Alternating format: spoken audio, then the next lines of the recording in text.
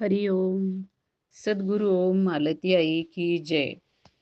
व्रजभूमीतील भक्तकथा मालेत मी अनुप्रिता थत्ते तुम्हा सर्वांचं स्वागत करते.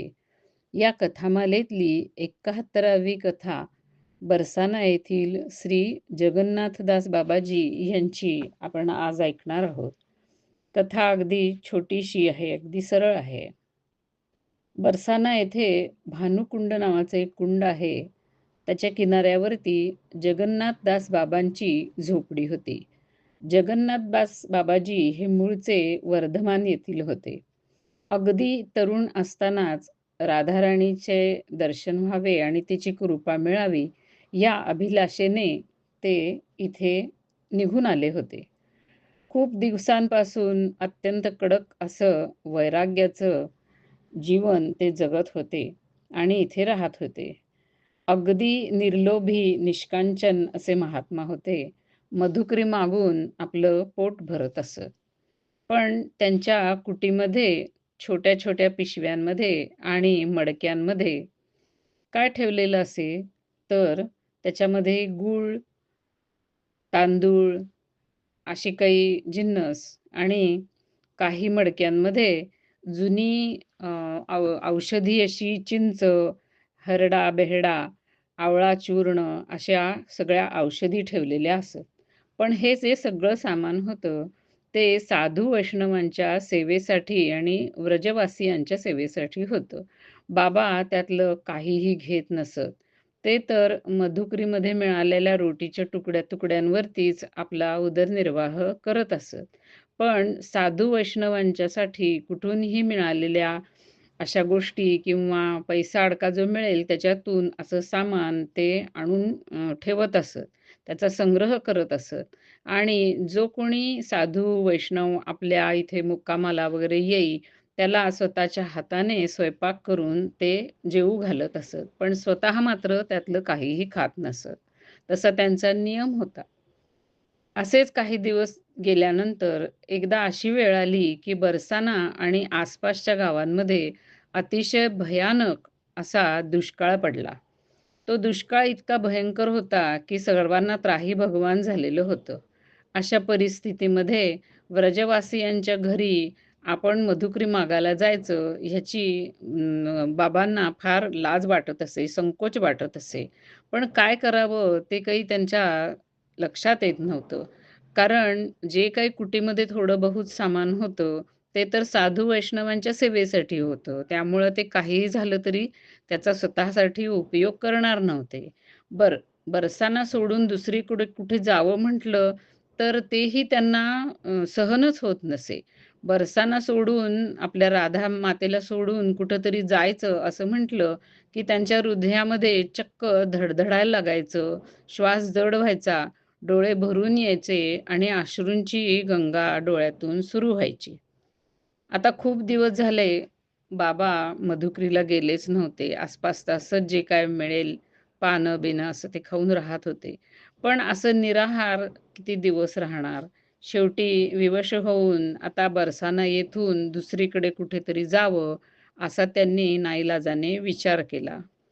पण आहे गोष्ट अशी, की एकदा आपलं सर्वस्व सोडून ज्याने राधाराणीची शरण घेतली, जो राधाराणीला शरण आला आणि तिच्या बरसाना ह्या गावामध्ये कायमसाठी त्यांनी आपलं घर केलेलं आहे आणि तिची उपासना करत, तिच्या दर्शनाची प्रतीक्षा करत जो राहिलेला आहे, तो आपल्यापासून अशा कारणाने दूर जाणार, हे पाहून राधाराणीला तरी कसं बरं वाटणार? आपला हा निस्सीम भक्त आपल्याला सोडून जाणार म्हटल्यावर खरोखरी राधाराणीच्या हृदयात सुद्धा धडकी भरते बरं का. बाबांनी ज्या दिवशी जायचं ठरवलं होतं, तेव्हा ते सगळं आपलं सामान त्यांनी गोळा केलं आणि आपलं जे काय चंबू-गबाळं होतं ते घेऊन, डेरा-दंडा घेऊन ते जायला निघाले. तेवढ्यात एक किशोरवयीन व्रजबाला तिथे आली आणि तिने विचारलं, "बाबा, कुठे चाललास?" बाबा डोळ्यामध्ये पाणी भरून म्हणाले, "जातो आता कुठेतरी बघू." पण बालिका पुन्हा म्हणाली, "पण का चाललाय?" तेव्हा अगदी अगतिक आवाजामध्ये बाबाजी म्हणाले, "अगं बाई, ह्या पोटाला काहीतरी घालावं लागतं ना आणि तुझ्या ह्या भागामध्ये तर मधुकरीचा आता तोटा आहे. मधुकरी मिळायचं अवघड झालेलं आहे." त्यावरती ती एकदम आवेशाने म्हणाली, "तुझ्यासाठी तोटा? तुला मधुकरी मिळणार नाही? असं काय म्हणता बाबा? हे काय सांगताय तुम्ही? माझ्या घरी का जात नाही तुम्ही? पहा, माझ्या घरातल्या लोकांनी तुझ्यासाठी मधुकरी त्या कोनाड्यामध्ये केव्हापासून ठेवलेली आहे. तू जा आणि घेऊन ये आणि कुठेही बरसाना सोडून जाऊ नको." तिचा तो प्रेमाचा अधिकार बाबांना आता मोडवेना. त्यांना भूक तर लागलेलीच होती. त्यांच्या मनात विचार आला, की बालिका एवढं म्हणतीये, की तिच्या घरातल्या लोकांनी त्याच्यासाठी मधुकरी ठेवलेलीच आहे. तर आता इतका दिवसाचा उपास आहे, तर ते मधुकरी खाऊ आपण आणून आणि मग नंतर जाऊ. असं म्हणून ते आपल्या कुटीकडे गेले. तिथं सगळं सामान ठेवलं आणि मग माळा आणि आपली झोळी हातामध्ये घेतली आणि नामस्मरण करत ते त्या व्रजवासीच्या घरी पोहोचले. कारण ते व्रजवासीचं घर, ज्या घरातली ही बालिका होती, ते त्यांच्या परिचयाचं होतं. व्रजवासींनी बाबाला पाहिलं आणि तो म्हणाला, "बाबा, आता ह्या वेळेला मधुकरीला आलायत. आता मधुकरी नाहीये शिल्लक. आधीच का बरं आला नाहीत?" तेव्हा बाबा म्हणाले, "अरे, तुझ्या मुलीनेच तर मला सांगितलं, की माझ्यासाठी मधुकरी देवळीमध्ये ठेवलेली आहे, म्हणून तर मी आलो." आपल्या मुलीचा उल्लेख ऐकल्यावरती व्रजवास्याला एकदम आश्चर्य वाटलं. तो काही न बोलता आत गेला. कारण त्याची मुलगी केव्हाच सासरी गेलेली होती. पण बाबांना तो काहीच ह्याबद्दल बोलला नाही. घरामध्ये तो गेला आणि बायकोला त्यांनी विचारलं, "काय गं, त्या बाबांसाठी त्या देवळीमध्ये तू मधुकरी ठेवली आहेस का?" आणि मग त्याने स्वतः आणि बायकोने दोघांनीही वळून त्या देवळीकडे पाहिलं. बघतात तर खरोखरीच तिथं रोट्या ठेवलेल्या होत्या. त्यावर आश्चर्याने बायको म्हणाली, "अगं बाई, ह्या रोट्या आता कुठनं आल्या? मी तर ठेवलेल्या नाहीत." व्रजवासीने तरीसुद्धा या मधुकरीबद्दलचं रहस्य बाबांना अजिबात सांगितलं नाही. त्याने गुपचूप बायकोला खूण केली, त्या रोट्या घेतल्या आणि बाबांना बाहेर येऊन दिल्या आणि मग बाबांना सांगितलं, "बाबा, आता रोज फक्त आमच्याकडेच मधुकरीला येत जा बरं का आणि मधुकरी घेऊन जा, कुठेही दुसरीकडे जाऊ नका." आता तर काय, बाबांना खूपच बरं वाटलं. जणू काय बुडणाऱ्याला काठीचा आधार. बाबांनी बरसाना सोडून जाण्याचा विचार रद्द केला आणि मग रोज त्या व्रजवासीच्या घरातून ते आपल्यापुरती मधुकरी घेऊन जाऊ लागले. खरं तर त्याच्यानंतरच्या दिवसापासनं तिथे काही आपाप रोट्या येत नव्हत्या. तर व्रजवासी अत्यंत भावूक होता. त्याच्या लक्षात आलं होतं, की आपल्या मुलीच्या रूपामध्ये राधाराणीनेच ह्या बाबांना दर्शन दिलेलं आहे. राधाराणीने आपल्या मुलीचं रूप घ्यावं ह्याच्यामध्ये त्याचं जीवन झडणं झाल्यासारखं त्याला वाटत होतं आणि म्हणून त्याने आणि त्याच्या बायकोने ठरवलेलं होतं, की आपलं काहीही जरी झालं या दुष्काळात, तरीसुद्धा या बाबांना आपण रोज पोटभर मधुकरी द्यायची आणि तेव्हापासून त्यांनी तो नियम कधीही चुकवला नाही. आणि आजसुद्धा त्या व्रजवासी परिवारावरती राधाराणीची अत्यंत कृपा आहे असं दिसतं.